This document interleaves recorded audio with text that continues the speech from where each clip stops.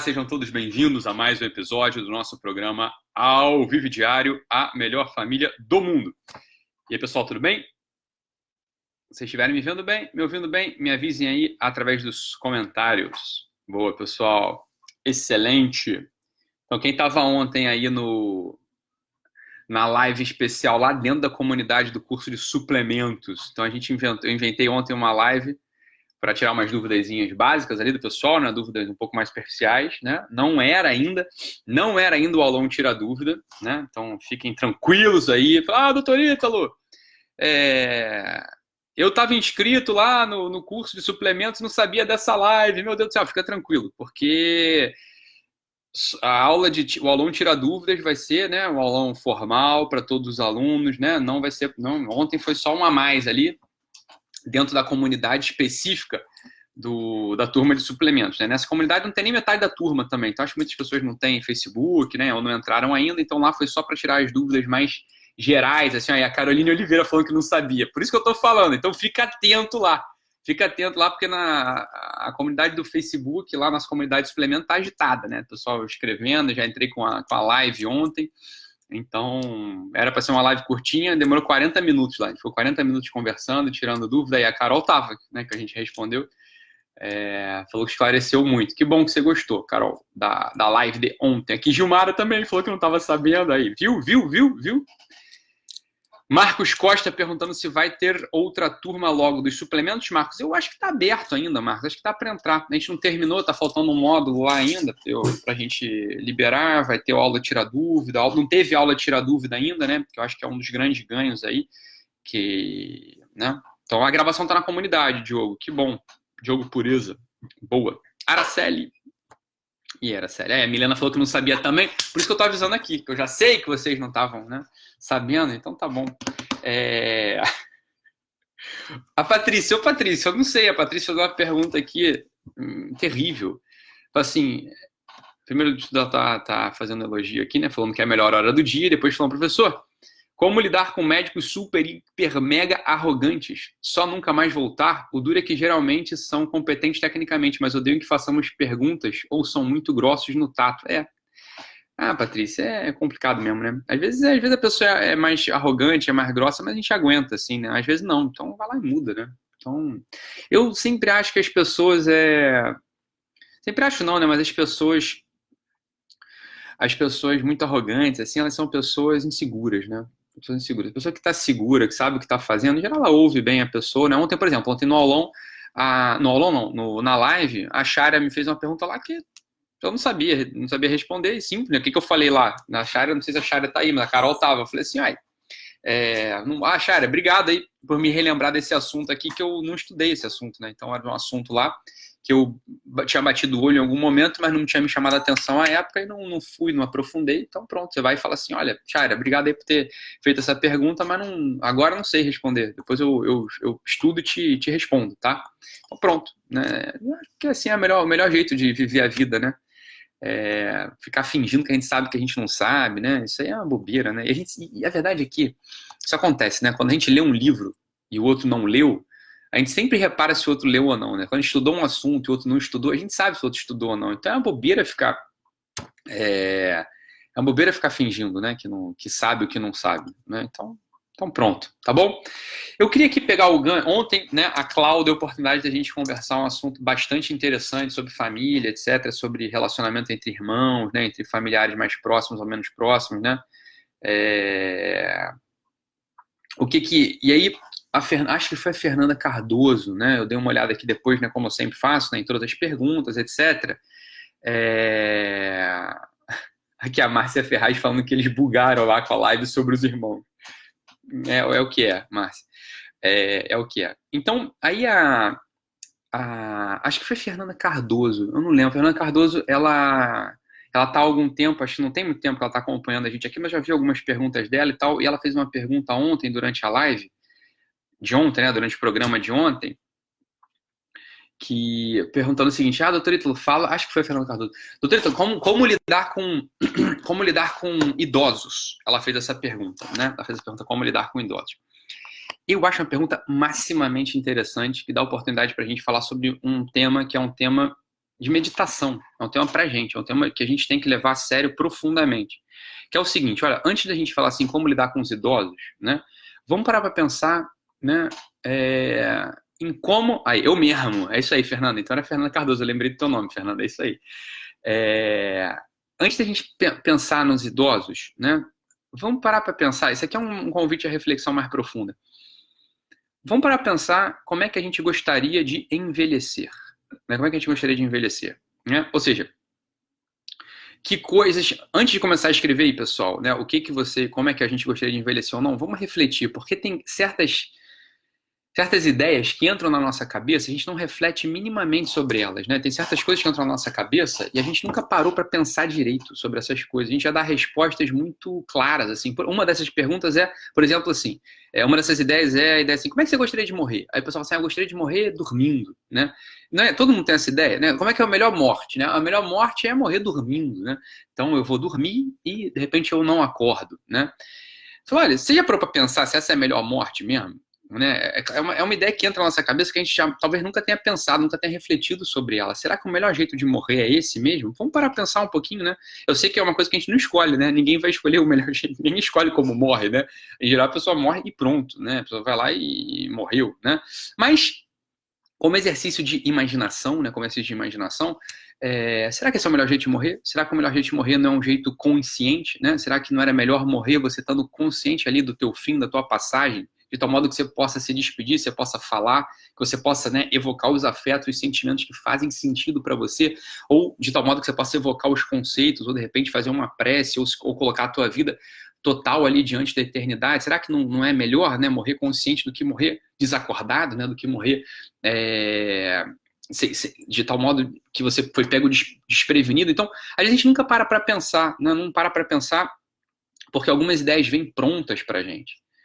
Me parece que o assunto da velhice é um assunto que está aí nesse mesmo campo, né? Está nesse mesmo campo. Eu estava falando para vocês, né, que o avô da minha esposa é uma pessoa que tem 90 e tantos anos, 93, 94 anos. Eu falo dele porque ele é a pessoa mais idosa com a qual eu convivo, né, hoje. Ele é a pessoa, né, eu não tenho pacientes tão idosos assim, né?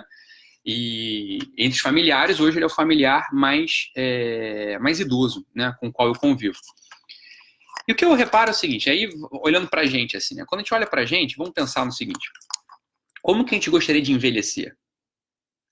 O que a gente gostaria de ser se a gente chegasse ali aos 93, 94 anos, né? E em geral, vê se é assim ou se não é assim. Vê se é assim ou se não é assim. Em geral, né? Aquilo que a gente valoriza hoje nos idosos, né? Vê se não são aquelas qualidades da juventude, né? A gente em geral fala assim, olha como é que aquele velho tá bem, aquele velhinho tá bem, aquele idoso tá bem, ele se mexe sozinho, ele consegue subir escada, ele consegue levantar da cadeira sozinho, ele até tá fazendo musculação, olha ali, ele consegue fazer até abdominal, olha, ele anda na esteira, né? Ele tem uma memória excelente, né? Ele lembra de detalhes, né? De detalhes não só do passado, mas lembra do nome de todo mundo hoje, tem uma cabeça muito boa. É ou não é? É ou não é assim que a gente valoriza velho hoje? Né? É assim que a gente valoriza velhinho. A gente, em geral, quando olha para um velhinho, a gente fala assim, tá inteirão, né? O velhinho tá inteirão. Acontece o seguinte, né? Vamos parar para pensar aqui um pouquinho só sobre esse assunto, né? Um pouquinho só sobre esse assunto. Cultivar, né? Cultivar esse tipo de desejo, esse tipo de valor, esse tipo de qualidade, esse tipo de virtude, né? Esse tipo de virtude né? É a receita para a gente ficar infeliz. Por quê? Porque por definição, a velhice é um momento no qual vai ser tirado da gente uma certa vitalidade, uma certa energia, ou o limite da vida, né? O final da vida, no final da vida a gente vai perder uma certa vitalidade, uma certa energia. Isso é óbvio que vai acontecer, mesmo que isso dure mesmo que isso dure 40 segundos, mesmo que isso dure 40 minutos. No final, né, quando você estiver para morrer, vai ser tirado de você, né, vai ser recolhido de você essas virtudes, né, essa energia ou essa vitalidade. E é por isso justamente que você morre, né? É por isso justamente que a gente morre. Então, mesmo que isso dure, isso pode durar 4 anos, você pode ficar, né, entrevado, por assim dizer, você pode ficar né, sem condições de expressão por 4 anos, por 10 anos ou por 2 horas, não sei. Mas o fato é que no limite, né, no limite da vida, no final da vida, na fronteira final da vida, vai ser tirado de você esse tipo de qualidade. E se essa é a qualidade, né, se a vitalidade, a energia, a capacidade pulmonar, a capacidade cardiovascular, se essa é a energia que você deseja cultivar como qualidade para o final da sua vida, ou se essa energia que você deseja cultivar como a única qualidade que você vai ter no final da vida, como a maior qualidade que você vai ter na vida, eu vou dizer para você agora, você vai ser infeliz no minuto decisivo, naquele minuto final, no minuto de partida, no minuto de passagem, porque isso vai ser tirado. Eu vi muita gente morrer, né? Eu vi muita gente morrer durante uma época na minha vida. Eu dava plantão no CTI todo domingo à noite, né? Domingo 24 horas ou domingo à noite, né? Durante um momento da minha vida, eu fiquei ali naquele CTI, era um CTI bastante ruim, inclusive, que inclusive me deve 6 meses de pagamento, né? Isso já tem muitos anos, então nunca vão me pagar. Ok, mas tá bom, não vão me pagar, já entrei na justiça e tal, não vão me pagar. Isso eu já sei que não vão me pagar. Mas era um CTI ruim, e as pessoas morriam lá nesse CTI. Então eu acompanhei muita gente morrer. Eu vi muita gente morrer. E eu vi ali que no final, né, a maior parte das ideias, a maior parte dos sonhos, elas vão embora, né? Já dizia o filósofo, só valem as ideias que estão presentes na cabeça de um náufrago, né? Só as ideias do náufrago têm valor, ou seja, quando tudo é tirado, né, o que sobra? Quais são as qualidades, quais são as virtudes que sobram? Né? Quando você está naufragando no mar e sabe que vai perecer, aparecem algumas ideias na tua cabeça, e são essas as ideias que vale a pena a gente se apegar ao longo da vida, né? Vale a pena a gente se apegar ao longo da vida. Então, aqui está o ponto. Se a gente se apega, né? É claro que é bom ter vitalidade, é claro que é bom ter energia, é claro que é bom ter saúde. Pô, eu tô com um curso aí de suplemento, né, para cognição que fala sobre isso. Eu não estou dizendo que não são valores que você deva ter hoje. É claro que você deve ter hoje. É claro que é melhor ter um corpo forte do que um corpo fraco. É claro que é melhor ter uma cognição ativa do que uma cognição apagada. É evidente, isso é evidente. Ninguém está discutindo isso, eu não estou discutindo isso. O meu ponto é, qual é a qualidade que a gente tem que nutrir como ideal? Aquela qualidade ou aquela virtude, né? Ou aquele ser, aquela instalação que eu quero ter quando eu for um velho. Isso é a ideia. Se o que eu quero ter quando for um velho é ser forte, energético, você vai, né? Eu e você, a gente vai sofrer, a gente vai padecer miseravelmente naqueles minutos ou naqueles anos finais, porque isso vai ser tirado. Então, né? É um outro grande fetiche. A gente falava sobre um fetiche ontem. Hoje eu falo sobre outro fetiche. É um outro grande fetiche, né? Querer cultivar essas qualidades do jovem atlético na idade adulta, na idade madura. Você vai sofrer. Então, o que a gente deve, né, almejar ou aspirar quando a gente for velho? São coisas que podem permanecer independente da tua vitalidade, independente do teu corpo, porque o corpo é matéria, a matéria se decompõe, ponto, né? Mesmo que isso vá durar 4 horas, né? Nas 4 horas finais da tua vida você se decompôs. Você era um jovem atlético forte, você se decompôs, beleza, mas você se decompôs, então isso vai ser tirado. E se toda a tua esperança foi posta aí, você vai ter uma frustração final, E seria terrível isso, eu vi pessoas agonizando assim, né? E imagina o trabalho de nas horas finais da vida da pessoa você ter que reconstruir uma biografia através só da fala e da tua presença. Era exaustivo esse trabalho, né? Eu vi realmente muitas dezenas de pessoas morrendo. E algumas pessoas ali no final da vida agonizando, e eu ali tendo, não era um psiquiatra, né? Eu estava ali como plantonista de CTI, e eu tendo que ali fazer um trabalho final, olha, vamos tentar reorganizar, vamos tentar reordenar, vamos tentar rearticular toda a tua biografia nesses minutos finais aqui. Porque esses delírios, esse desejo de saúde estão indo embora, isso não vai voltar. Então, alguma coisa tem que fazer sentido. E às vezes eu tinha 20 minutos, 30 minutos para tentar ajudar a pessoa a articular um sentido na vida dela. Às vezes a gente falhava miseravelmente, às vezes eu falhava miseravelmente. Né? Às vezes a pessoa morria com sofrimento, com frustração. Às vezes a gente conseguia rearticular todos os significados naqueles minutos finais do leito de morte para a pessoa. A pessoa conseguia encontrar um sentido novo. Né? Mas a gente nem sempre vai encontrar, né? Não vai ter uma pessoa ajudando a gente a fazer a passagem da morte, né?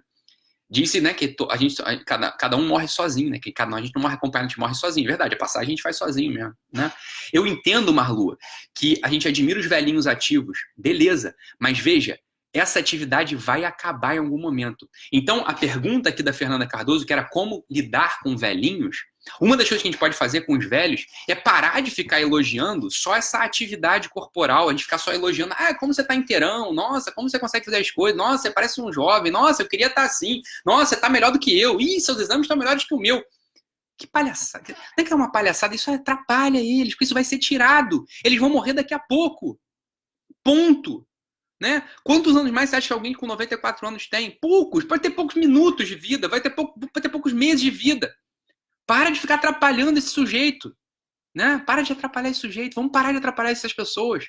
Quando a gente olha para um velho e fala, nossa, você tá bem, você tá inteirão, a gente está atrapalhando o amadurecimento dele. Cada etapa, né, de vital, em cada etapa vital é necessário que a gente amadureça. Então, existe um amadurecimento próprio da infância, um amadurecimento próprio da adolescência, um amadurecimento próprio da juventude, um amadurecimento próprio da maturidade, um amadurecimento próprio da velhice. A gente não pode, a gente não tem o direito de atrapalhar os velhos a amadurecer. Os velhos eles precisam saber morrer.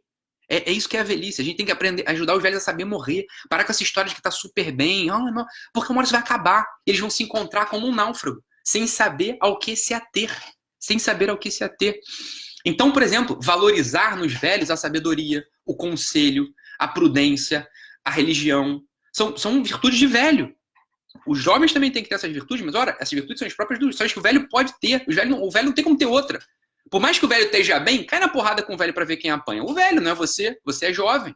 É claro. Ele não tem a virtude, por mais que ele esteja vital, é uma vitalidade que está esmaecendo. A vitalidade corporal do velho já não se mantém, isso é claro. É uma fantasia dizer que o velho está bem. É uma figura de linguagem. Né? Corporalmente bem, eu estou dizendo. A gente não precisa ter medo disso. Instalar o velho na maturidade é o que a gente pode dar para ele como convivência. É o que a gente pode dar para ele como valor de convivência. Mas que terror isso, chegar para um velho e ficar querendo dizer que o velho está super bem, né? Esse velho com o qual eu convivo, de 94 anos, né? Uma vez estava ele falou assim, mas perguntando para mim, o seu amigo não está muito bem? O seu amigo não está, me perguntando, né? Querendo que eu confirmasse ali, né? Mas o seu amigo não está muito bem, não está ativo e tal, né? Eu falei, seu Luiz, tá sim, mas e aí, o senhor tá rezando? Né? O senhor tá conseguindo dar conselho, o senhor tá conseguindo interiorizar o sentido da tua vida? Falei, claro, como a gente tem muita intimidade, né? Já tô na família há décadas, né? Então falei com ele parou e pensou, né? E começou a refletir e não se ressentiu, porque é isso que ele precisa para amadurecer. A gente agradece quando chega alguém ao nosso lado e ajuda a gente a amadurecer, né? Ajuda a gente a amadurecer. É como diz, é muito melhor, né? A reprovação de um sábio do que as alabanças, né? Do que os confetes de um nécio, de um idiota. É claro, é muito melhor, né? É muito melhor a gente ser puxado para a realidade do que a gente ficar, né, com confete sendo jogado na nossa cabeça o tempo todo sem a gente merecer aquilo. Ou sem o momento próprio da gente receber aquele confete, da gente receber aquele elogio. Mas é evidente isso. Então, Fernanda, um modo de conviver com o velho, de conviver com o idoso, né, de conviver com as pessoas que têm idade, né, que já estão amadurecidas, já estão avançadas na vida, é não atrapalhá-las no seu amadurecimento final. Não atrapalhar no seu amadurecimento final, né? Parar com isso, né? Parar com isso. Vamos parar de atrapalhar as pessoas. Então adoram atrapalhar adolescente dando tudo para eles, né? O adolescente não pode se esforçar, papai e mamãe dá tudo, não pode passar necessidade, não pode testar sua força no mundo, não pode fazer nada. Papai e mamãe estão ali sempre dando tudo. E depois cobram desse adolescente que ele seja um homem, que ele seja uma mulher, né? Que tenha suas responsabilidades. Não vai conseguir por quê? Porque não amadureceu. Então ele não consegue entrar na etapa posterior com qualidade, com energia. Por quê? Porque não tinha ali os elementos de amadurecimento na etapa anterior. Ou, né, um adolescente que está igual um pastel, que está igual uma amebinha, que está amorfo. Está amorfo por quê? Porque não recebeu os elementos de maturidade durante a infância. Né? Não recebeu. E qual que é a etapa posterior à velhice? A morte. O sujeito tem que conseguir se confrontar com a morte, né, com inteireza de espírito.